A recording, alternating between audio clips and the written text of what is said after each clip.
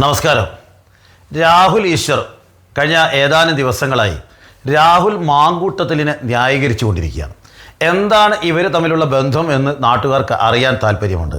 ശ്രീ രാഹുൽ ഈശ്വർ വലിയൊരു തന്ത്രി കുടുംബത്തിൽ ജനിച്ച ആളാണ്. അദ്ദേഹത്തെ ശബരിമലയിൽ മുത്തച്ഛൻ്റെ കൂടെ പൂജയ്ക്ക് പോയ സമയത്ത് ശബരിമലയിൽ നിന്ന് ഇറക്കി വിട്ടതാണ്. മേലിൽ ശബരിമലയിൽ പൂജയ്ക്ക് സഹായിയായി കയറാൻ പാടില്ല എന്ന് പറഞ്ഞുകൊണ്ട് പടിയടച്ച് പിണ്ടം വെച്ച ഒരു വ്യക്തിയാണ് ശ്രീ രാഹുൽ ഈശ്വർ. അത് അയ്യപ്പൻ മുൻകൂട്ടി അറിഞ്ഞ് ഇയാളുടെ സ്വഭാവവും രീതിയും മുൻകൂട്ടി മനസ്സിലാക്കിക്കൊണ്ട് അയ്യപ്പൻ തന്നെ സ്വയം ചെയ്യിച്ചതാണ് എന്നാണ് എൻ്റെ അഭിപ്രായം. അന്ന് തന്ത്രിയുടെ മകളുടെ മകന് ഇത്തരത്തിലുള്ള പൂജാ കാര്യങ്ങളിൽ സഹായിക്കാൻ പാടില്ല എന്ന് പറഞ്ഞുകൊണ്ടാണ് ഇദ്ദേഹത്തെ ഇറക്കി വിട്ടത്. സത്യത്തിൽ അതൊരു നിമിത്തമായി എന്നാണ് ഞാൻ വിശ്വസിക്കുന്നത്. ഇദ്ദേഹത്തെ പോലെയുള്ള ആളുകൾ ഒരു പക്ഷേ ശബരിമലയിൽ തന്ത്രിയോ മറ്റു ഉയർന്ന സ്ഥാനങ്ങളിലോ എത്തിയിരുന്നുവെങ്കിൽ എന്തുമാത്രം പ്രയാസമുണ്ടാക്കുമായിരുന്നു എന്ന് ഞാനിപ്പോൾ ചിന്തിച്ചു പോവുകയാണ്. എന്തുമാത്രം അയ്യപ്പന് എന്തുമാത്രം അപമാനമുണ്ടാക്കുമായിരുന്നു എന്ന് ഞാൻ പലപ്പോഴും ചിന്തിച്ചു പോകാറുണ്ട്. എന്തൊക്കെയാണ് ഇയാൾ വിളിച്ചു പറയുന്നത്?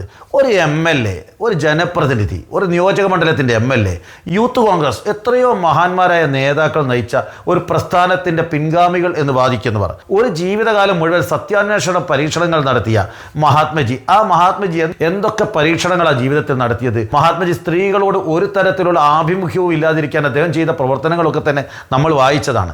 അങ്ങനെ മഹാത്മജിയുടെ ഫോട്ടോ വെച്ചുകൊണ്ട് പ്രവർത്തിക്കുന്ന ഒരു പ്രസ്ഥാനമാണ് യൂത്ത് കോൺഗ്രസ്. അതിൻ്റെ പ്രസിഡന്റ് സ്ഥാനത്ത് ഇരുന്നു കൊണ്ട് ഈ വിദ്വാൻ എന്തൊക്കെയാണ് കാട്ടിക്കൂട്ടിയത്? ഇനി ഭർത്തൃമതിയായ ഒരു സ്ത്രീ തന്നെ ആണെന്ന് കരുതുക, ഒരു പെൺകുട്ടി, ആ പെൺകുട്ടിയുമായിട്ട് ഇങ്ങനെ ലൈംഗിക വീഴ്ച നടത്താൻ യൂത്ത് കോൺഗ്രസിൻ്റെ പ്രസിഡന്റിന് ചെയ്യാൻ പാടുണ്ടോ? ഒരു MLAക്ക് ചെയ്യാൻ പാടുണ്ടോ? ഒരു പൊതുപ്രവർത്തകൻ ചെയ്യാൻ പാടുണ്ടോ? എങ്ങനെയാണ് നിങ്ങൾ ന്യായീകരിക്കുന്നത്? ഈ രാഹുൽ ഈശ്വറിന് എങ്ങനെയാണ് ഇതൊക്കെ ന്യായീകരിക്കാൻ സാധിക്കുന്നത്? വളരെ വൃത്തികെട്ട മനസ്സിന് ഉടമയായിട്ടല്ലേ താങ്കൾക്കൊക്കെ ഇത് ന്യായീകരിക്കാൻ സാധിക്കുന്നത്? എങ്ങനെ നിങ്ങൾക്ക് സാധിക്കുന്നു? ഒരു പെൺകുട്ടി, ഒരു ഭർത്തൃമതിയായ സ്ത്രീയെ ഈ രൂപത്തിൽ വശീകരിച്ചുകൊണ്ട് 2-3 തവണ ബന്ധപ്പെട്ടു എന്ന് പറയുന്നത് തന്നെ ഒരു പൊതുപ്രവർത്തകൻ ചെയ്യാൻ പാടുള്ള കാര്യമാണോ? നമ്മൾ ചില മാന്യതയും മാതൃകയും കാണിക്കണ്ടേ? നിങ്ങൾക്ക് തമ്മിൽ ഒരു പക്ഷേ പലതരത്തിലുള്ള ബന്ധങ്ങളുണ്ടാവാം, പക്ഷെ പൊതുസമൂഹം കേൾക്കേണ്ട വാർത്തകളാണോ ഇത്? താങ്കൾക്ക് എങ്ങനെ ന്യായീകരിക്കാൻ സാധിക്കുന്നു? താങ്കൾ കുറേ കാലം RSSൻ്റെ വക്താവായിട്ട് BJPയുടെ സംഘപരിവാറിൻ്റെ വക്താവായി കേരളത്തിലൂടെ സഞ്ചരിച്ചു. താങ്കൾ വിചാരിച്ചു അവരെയൊക്കെ കൂട്ടിപ്പിടിച്ചാൽ വീണ്ടും ശബരിമലയിൽ കയറി പറ്റാമെന്ന്. അത് നടക്കാതെ പോയി. അങ്ങനെ ഒരു കാലത്തും നടക്കില്ല എന്ന് മനസ്സിലായപ്പോൾ ഏത് തരത്തിലും ഇടതുപക്ഷത്തെ എതിർക്കാൻ, കേരളത്തിൽ ഇടതുപക്ഷ ജനാധിപത്യ മുന്നണി ഗവൺമെൻറ്റിനെ എതിർക്കാൻ വേണ്ടി താങ്കൾ വല്ലാതെ ശ്രമിച്ചുകൊണ്ടിരിക്കുകയാണ്. ഇവിടെ രാഹുൽ മാങ്കൂട്ടത്തിൻ്റെ കൂടെ നിന്നുകൊണ്ട് നിങ്ങൾ തമ്മിൽ എന്ത് ഒക്കച്ചങ്ങായിമാരായിട്ടാണ് നിങ്ങൾ മാറിയത്? ഞാൻ മനസ്സിലാക്കുന്നു നിങ്ങളും രാഹുൽ മാങ്കൂട്ടത്തിലും ഒക്കച്ചങ്ങായിമാരാണ്. നിങ്ങളിൽ തമ്മിൽ ചില രഹസ്യ ബന്ധങ്ങളുണ്ട്. പോലീസ് കണ്ടുപിടിക്കണം എന്താണ് ഇയാളുടെ പണി.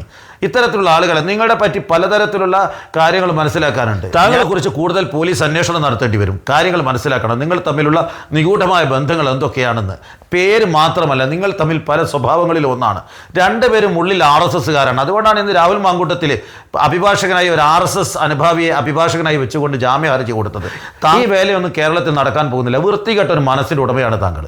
താങ്കളെ ഒന്നും കേരളത്തിലെ ജനങ്ങൾ ഒരു വകയും വെക്കുന്നില്ല. വളരെ മോശമാണ്. താങ്കളെ പോലെയുള്ള ആളുകൾക്ക് സംസാരിക്കാൻ ചാനലുകൾ അവസരം തരുന്നത് തന്നെ ഒരു അപമാനമാണ്. ആ ചാനലുകൾക്ക് അപമാനമാണ്. താങ്കളുടെ സംസാരം തന്നെ ഒരു മലിനീകരണമാണ്. അതുകൊണ്ട് ഇതൊക്കെ തന്നെ മനസ്സിലാക്കാൻ ജനങ്ങൾക്ക് സാധിക്കും. നിങ്ങൾ തമ്മിലുള്ള ഇടപാടുകൾ എന്താണെന്നൊക്കെ മനസ്സിലാക്കാനുള്ള കഴിവ് കേരളത്തിലെ ജനങ്ങളുണ്ട്.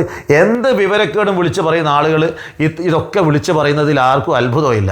ശബരിമലയിൽ നിന്ന് താങ്കളെ, ഒരിക്കൽ കൂടി ഞാൻ ആവർത്തിക്കുന്നു, ശബരിമലയിൽ നിന്ന് താങ്കളെ ഇറക്കി വിട്ടത്, മുത്തച്ഛൻ്റെ കൂടെ പൂജയ്ക്ക് പോയ സമയത്ത് അവിടെ നിന്ന് ഇറക്കി വിട്ടത്, അത് അയ്യപ്പൻ്റെ നേരത്തെ കാണാനുള്ളൊരു കഴിവിൻ്റെ ഭാഗമായിക്കൊണ്ട് അത് അയ്യപ്പൻ്റെ ഒരു തീരുമാനം. ശബരിമലയിൽ നിന്ന് താങ്കൾ ഇറക്കി വിട്ടത് അയ്യപ്പൻ്റെ ഒരു തീരുമാനമായി. താങ്കളിലെ മനസ്സിൻ്റെ ഉള്ളിലെ വൃത്തികേട് അയ്യപ്പൻ കണ്ടു. അത് പ്രകാരം ഇറക്കി വിട്ടതാണെന്ന് മാത്രമാണ് ഞാൻ വിശ്വസിക്കുന്നത്. അത്തരത്തിലുള്ള ആളുകളെയൊക്കെ തന്നെ പൊതുസമൂഹവും തിരിച്ചറിയാൻ സാധിക്കും. നിങ്ങൾക്കൊക്കെ ഒരേ തൂവൽ പക്ഷികളാണ്. ഇതൊക്കെ മനസ്സിലാക്കാൻ കേരളത്തിലെ ജനങ്ങൾക്ക് സാധിക്കും. നന്ദി, നമസ്കാരം.